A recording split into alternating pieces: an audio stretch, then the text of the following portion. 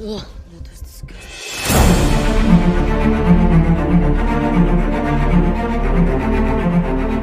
This movie is so many years in the making. I've been looking forward to it. I wanted a solo Black Widow film, and the idea of Natasha Romanoff having an origin film should have been discussed and executed a long time ago. She has been an integral part of the Avengers since the inception of the MCU, and she eventually got her due. I guess better late than never, but it is a fair criticism to say this should have been done before. Now, let's layer on top of that her solo and her introduction into her mythos and the possibility of spin-offs.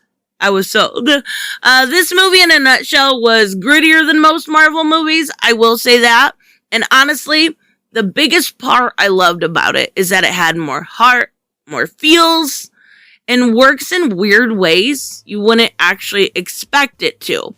I swear I only cried once. Or like 5 times, but who's counting? So, during the time of Captain Marvel, if you remember, we saw that movie specifically geared and marketed that this was the one that little girls should look up to. This movie, take your daughters, take your sisters, take your nieces, make sure they see Captain Marvel. When, in reality, Black Widow is the movie that this should have been paraded for little girls. It tells this amazing tale of sisterhood, with an overlying theme, that could ring true to anyone, which I personally think is never let them take your heart. The movie has a duality of Bond-esque ass-kicking action and pure heart. Now, all while learning how to survive against subjugation. I want to talk about this, and I'm going to talk about it in a kind of detail, so make sure if you want to go see the movie, you don't want spoilers, you back out now. Black Widow was fantastic. I absolutely loved it. I do have some complaints that I want to talk about, and I do have a fair amount of criticism, but this movie to me felt different. And I don't know if it's my crazy messed up life and I had a way of looking at this movie and relating to it more, but it was beautifully done. Like, I would say this is top 3 Marvel movies for me. Maybe this, Civil War, and Ultron, because I love Ultron. Give me a break. I always loved Ultron as a villain. So, let's start with the opening flashback.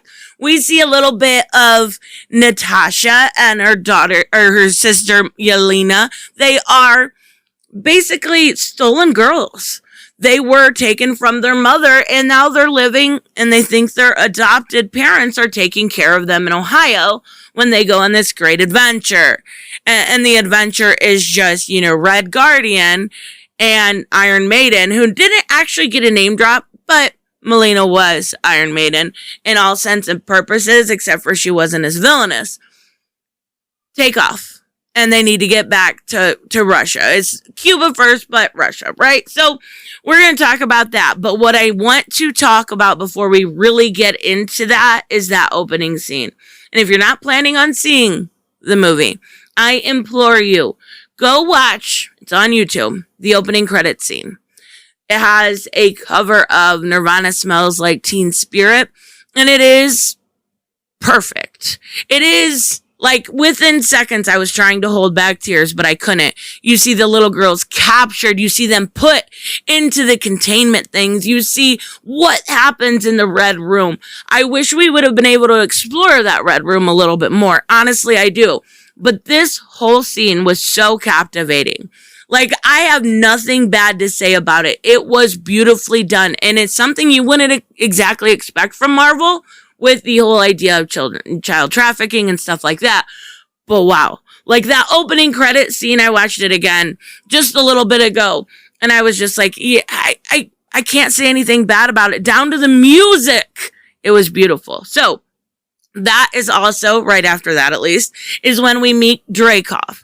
and he is played by Ray Winston, and we are going to have him as our main villain, even though most of what we're going to see with him is in the third act. So we're going to kind of wait to talk about him too, not so much yet. But we see present time, and we see Yelena awaken. And I absolutely love Florence Pugh as Yelena Belova. She does a fantastic job, and I hope you guys like her because we're gonna see more on her. We'll talk about the end credit scene later, but she is absolutely fantastic in her role. But we see her awakened from her, mind controlling, and hers was a little different than Natasha's. Natasha's was more on a drilling in a defensive method, right? Whereas for Yelena and that generation, it was all chemical. You lose your free will. You lose all of your free will. So basically you're living in a nightmare, right? You're living in this nightmare where you're taking out person A and B, but you don't want to kill person A and B, but you can't control it. It's a nightmare. One of the other things I wish they would have explored more, and it's been teased a little bit in Civil War, and now again here was the loss of the ability to have children. That's a big deal. A big deal. A huge deal. And they completely give all these women hysterectomies. And it's played off later on when they get Red Guardian out of jail as a joke. It shouldn't have been played off as a joke. It's something very serious. It's something that, is absolutely horrific to take away from women against their will.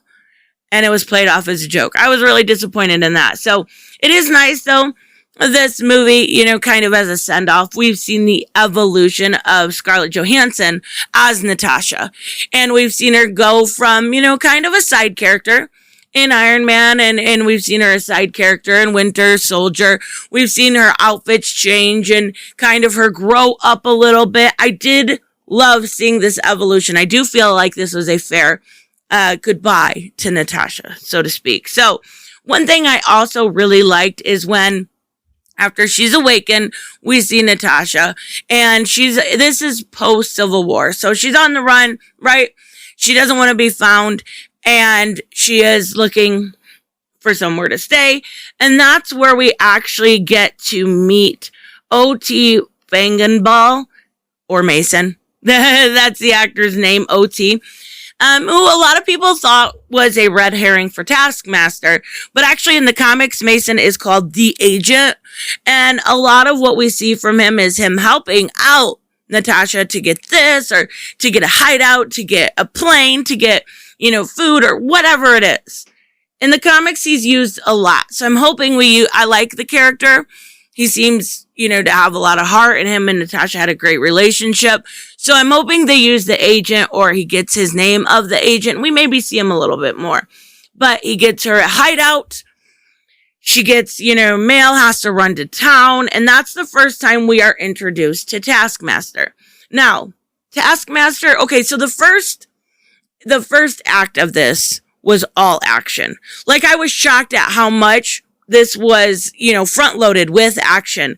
But seeing Taskmaster in those moments not care about Natasha, what he wanted was the fact that she had the antidote and she didn't even know it. So she is able to get it and escape, kind of. But it's fantastic. Those action scenes were so well choreographed. I really, really enjoyed seeing all of them, whether Yelena was involved or not. But when they do finally get together, they fight it out for a while, and then we see them talking. And we see that sisterhood, and we see that silliness between the two. Like the joke about the vest and the fact that we see it in Infinity Wars is so fucking cute. Like, I love the vest. It's got a lot of pockets. You can put stuff in it, right? So, and then, I got to talk about the posing joke, because Natasha's one of those superheroes that wants to be on magazines and wants, the little girls to look up to her and da-da-da-da-da. Whereas Yelena's more just like, I used to kill people for a living, so why are you doing this? And they make jokes about, why do you do that superhero pose? Why do you do that superhero pose? And it's hilarious. I love the way those two interacted. And I think Florence Pugh as Yelena did a good job of adding to the movie, but not taking it away from Scarlett Johansson. There are some characters, like specifically when I did my Mortal Kombat review, the man that played Kano stole the show, stole it, upstaged everybody because he was so good. These two were on the same level, but yet she didn't take away the fact that this was truly a Black Widow movie. So we also are going to meet or re-meet David Harbour as Alexei and Rachel Weisz as Melina, mother and father, kind of, but David Harbour's hilarious. Talking about the family stuff, I didn't think that was going to work at first. I thought it might be cringy. And then I wanted more. And then I wanted so much more.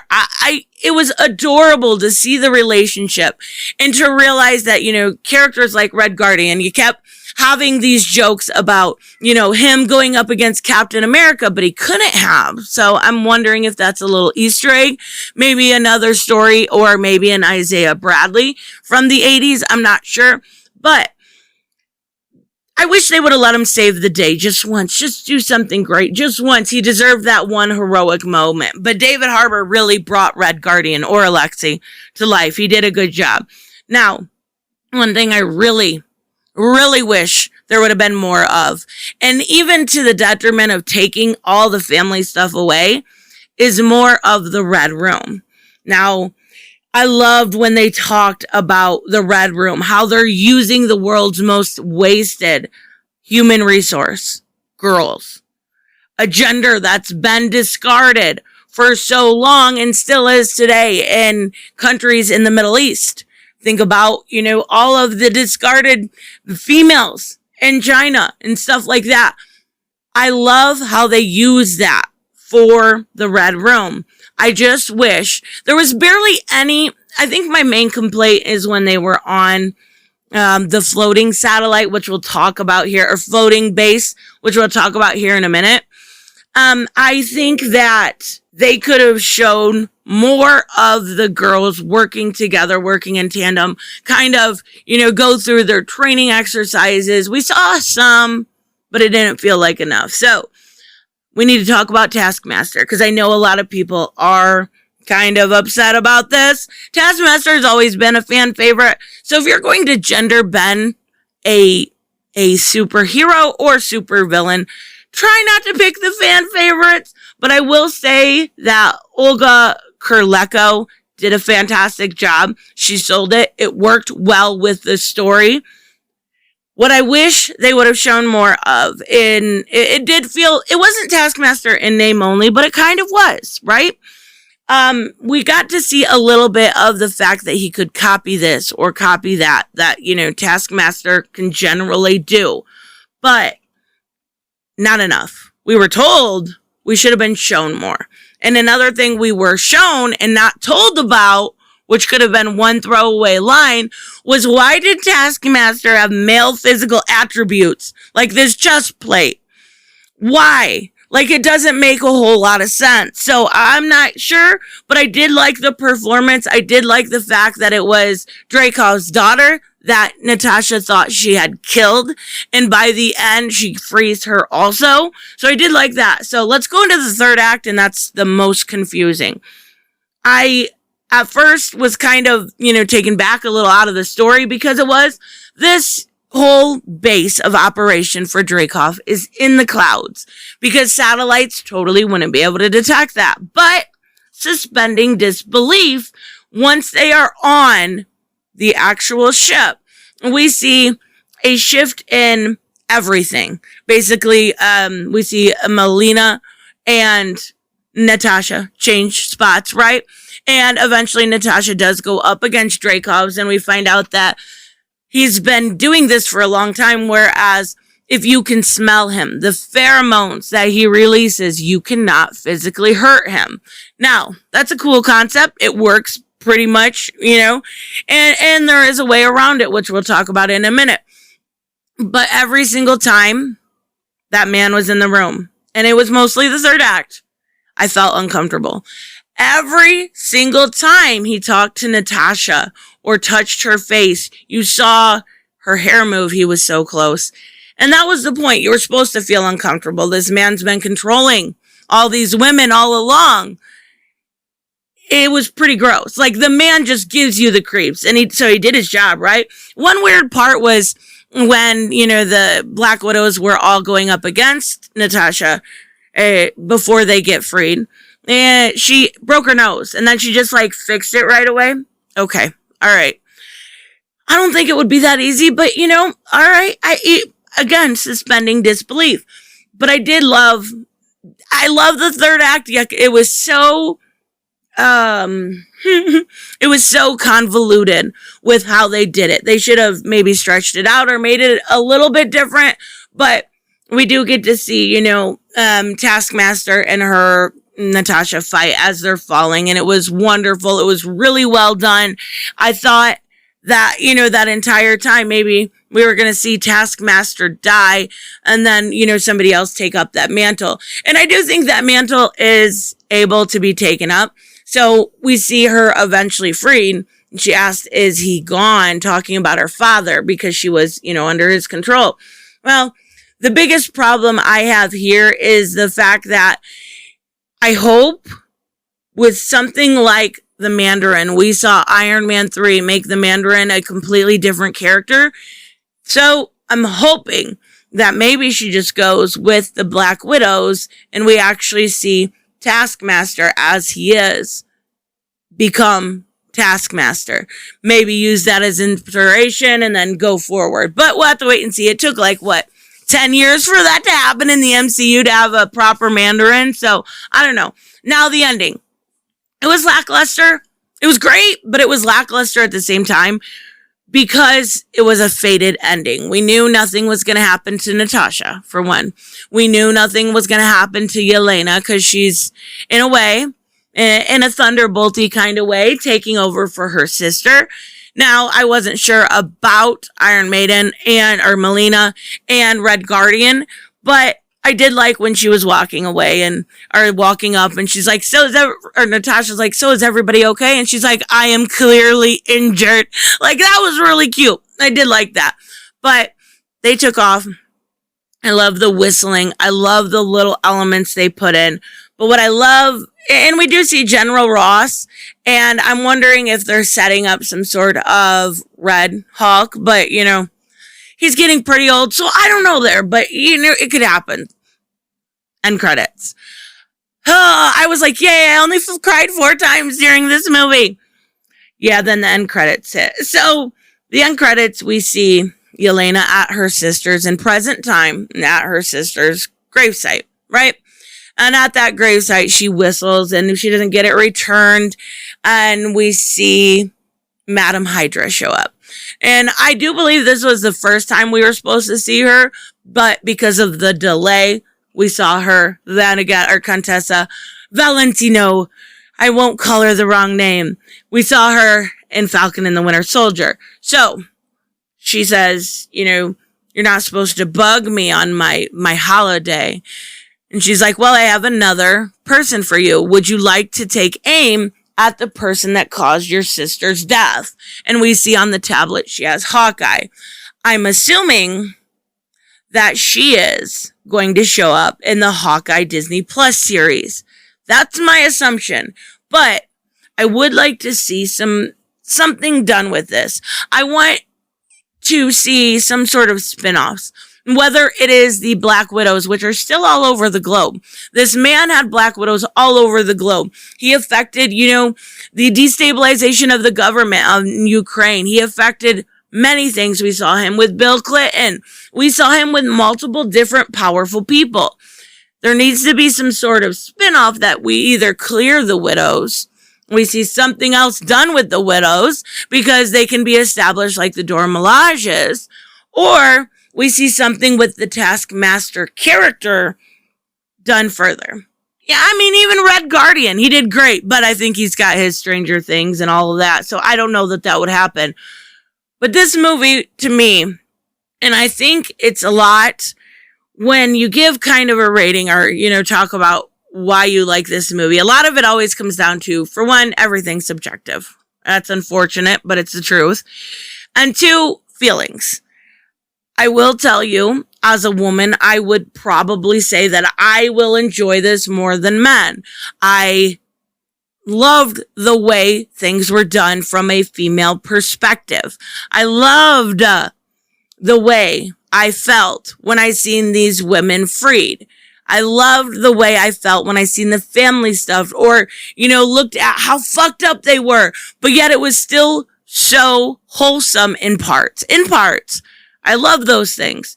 So that's the biggest problem with saying this is my favorite or this is my least favorite, is it all comes down to feelings. But I will tell you, it's worth your watch. It's worth seeing. It was beautiful, and I think it was a great send-off to Natasha. I will say my bias is there because of personal experiences and all of that, but it was beautiful, and I absolutely loved this movie, and I absolutely recommend it. Wasn't this, feminist agenda, blah, blah, blah. It was amazing. And that's all I got to say about that. So let me know, of course, what you guys think about this. I will see you in the next one. Bye-bye.